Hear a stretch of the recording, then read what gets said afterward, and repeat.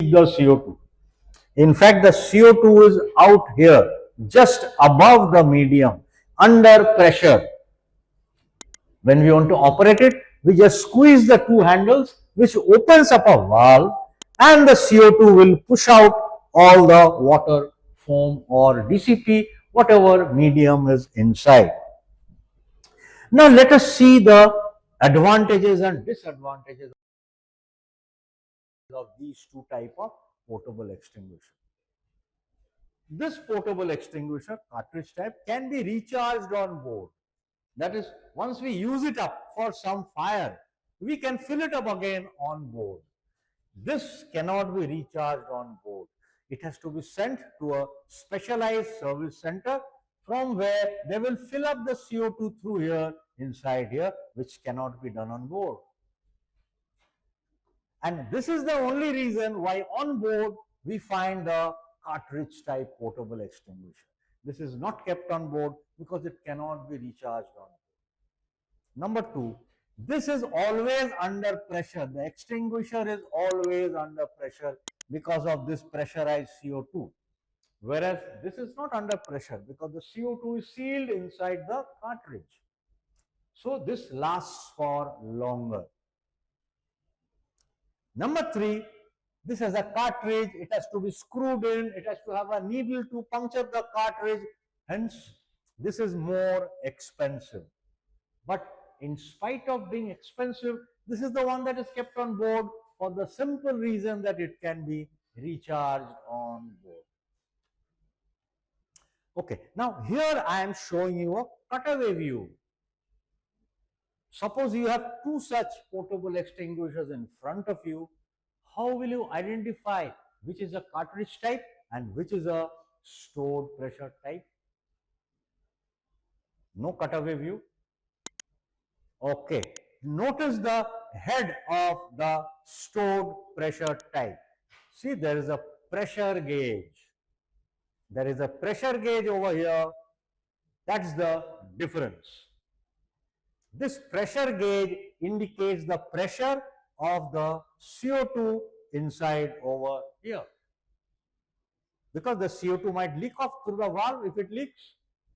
So you have to make sure that the pointer is in the green region, which indicates that the CO2 pressure over here is just proper for the extinguisher to operate properly.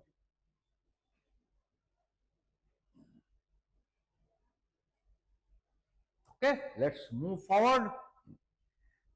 Okay, this is a cartridge type portable extinguisher. And if you see that there is a siphon tube over here down into the medium, water, foam or DCP. Now, what is the reason for giving this siphon tube? Okay, for you to understand better, I shall remove the siphon tube. What do you think will happen now? If you operate the extinguisher, what is going to happen? Yes, this CO2 is going to escape. When the CO2 is released, it will just escape through here. It will not act on the top of the medium. It will just come out and escape. No medium is going to come out. But when the dip tube is there in place, the CO2 will come out, will press over here because the CO2 has nowhere to escape. It can escape only through the dip tube, but the medium is standing in its way. The medium is standing between the CO2 and its escape way. So the CO2 has to push out all the medium, and after that the CO2 can escape. So that is the reason for giving this siphon tube in a portable extinguisher of foam, DCP or water type. You may have noticed I skipped out CO2 extinguisher, but that is a slightly different type. This is a CO2 extinguisher. The medium as well as the propelling medium are the same. This is all CO2. This part is the gaseous CO2, white in color, and the dark gray color is the liquid CO2. The amount of liquid and the amount of gas will depend on the ambient temperature. If the ambient temperature rises, the liquid will convert into vapor and the amount of liquid will go down, amount of vapor will increase. Now here also we see that there is a dip tube. What's the purpose of the dip tube? Okay, let's remove the dip tube. Now don't tell me, sir, the CO2 will escape. It's only CO2. If the gas escapes, no problem. And as the gas escapes, the pressure drop, the liquid will convert into vapor and vapor will keep coming out. So what's the reason for the dip tube here? Now, if it is like this, the dip tube is not there. Of course, the gaseous CO2 will go out. The pressure on top of the liquid will drop, which would reduce the boiling point of the liquid CO2. The liquid CO2 will start vaporizing, no problem. The liquid CO2 will convert into vapor, but for a liquid to convert into vapor, it requires some heat. So that heat will be drawn from the remaining liquid CO2, which will then freeze. And once the liquid CO2 freezes, nothing is going to come out. And by inserting the dip tube, since the liquid CO2 is the culprit, the liquid CO2 is pushed out first, and then the gas can come out at its own time. So for foam, water and DCP, the reason of the dip tube is something. For CO2 extinguisher, the reason of the dip tube is quite different.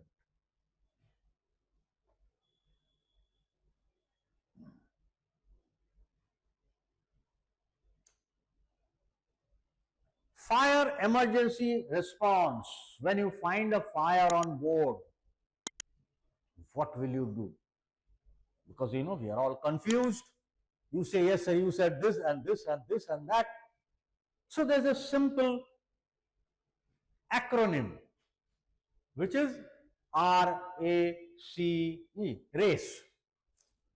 Not race to run away, but it is an acronym. What does R stand for? R stands for rescue. Anybody in danger. Suppose there is an injured person there, you should rescue him. On board, there is nothing more valuable than a life. So, rescue, if anybody is in danger, injured person is unable to escape from the fire, remove him from the danger of the fire, then you raise the alarm. Once you push the alarm button wherever you are, the bridge will come to know where the fire is or from which location you have pressed the fire alarm. The fire alarm buttons are placed all over the ship at various places. Once you raise the alarm, then you have to contain the fire. That is, shut off all doors, windows, air conditioning vents, anything that would allow air to come in and sustain the fire. We cannot allow the fire to be sustained. We will have to contain the fire, prevent it from spreading it to the next room.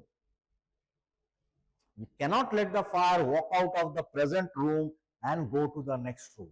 For that, we have to shut off all doors, windows, air supply, electricity off, everything should be off. And finally, we extinguish the fire. So remember the simple acronym RACE, which would help you remember what to do in case of a fire. Okay, I shall repeat it once more. Upon discovery of a fire or smoke, firstly, remove persons in immediate danger. A, raise the alarm. C, contain the fire. And E is evacuate. I have added a new word, evacuate or extinguish. Evacuate means run away from the fire. So you will have to decide whether to run away from the fire or should you extinguish. How will you decide that? Let me help you so that you may decide in case of a fire what to decide, whether run away or extinguish. Ask yourself 3 questions. And if the answer to all the 3 questions is yes, then you go for extinguishing the fire. If the answer to any of the 3 questions is a no, then run away from the fire. What are the three questions? First question is the fire small? Now the fire up to a chest height is considered small. Let us say it's a small fire. So the answer to the first question is yes. Second question, is the smoke only at the ceiling? Because if the smoke is only at the ceiling, over here I have lots of oxygen to breathe. Okay, let us say the smoke is only at the ceiling. Second question answer is also yes. Third question, and the most important question, is there an escape way behind me? If you see behind me, there is no escape way. There's only the smart board over here. So the answer becomes no for the third question. So I shall run away from the nearest exit way. But if I did have an exit way behind me, then answer to all the three questions would have been yes, and I would have stayed back and extinguished the fire. So these are the three simple questions you ask yourself, and that will very much help you decide whether to run away or whether to extinguish the fire. Let's proceed. Now I have told you about the portable fire extinguisher, but how do you operate it? Yes, those of you who have undergone firefighting training in our institute's practical side, you will have been shown how to operate it. There is a locking pin to lock the two handles. You pull out the pin, then aim the hose at the base of the fire, then squeeze the handle and sweep the handle from side to sweep the hose from side to side. But how do you remember it? Again, we have got an acronym PASS. You have got numerous passwords for your mobile phone, for your bank accounts, for your UPI account and whatnot. Just remember one more password, PASS. P is pull the pin which locks the two operating handles together. Next, aim the hose low at the base of the fire. Next S is squeeze the two handles, and the next S is sweep slowly from side to side. So please remember this password, simple password. Okay, I will show you the details of these via simple images. P is pull the pin. The locking pin is here so that you cannot squeeze the handles accidentally. When you are near the fire with the portable extinguisher, pull out the pin, only then you can squeeze the two handles. So for the password P is pull the pin. A, yes, aim the hose low at the base of the fire. The hose is being aimed low at the base of the fire. No, the medium is still not coming out. There is no medium coming up now because we have not yet operated the extinguisher. We are just aiming the hose at the base of the fire. Next step is we squeeze the handle. The two operating levers, we squeeze together. The medium starts coming out through the hose. Hold the hose and sweep the hose from side to side. The last S, P, A, S, S. It's an acronym. You should be remembering very easily. Password.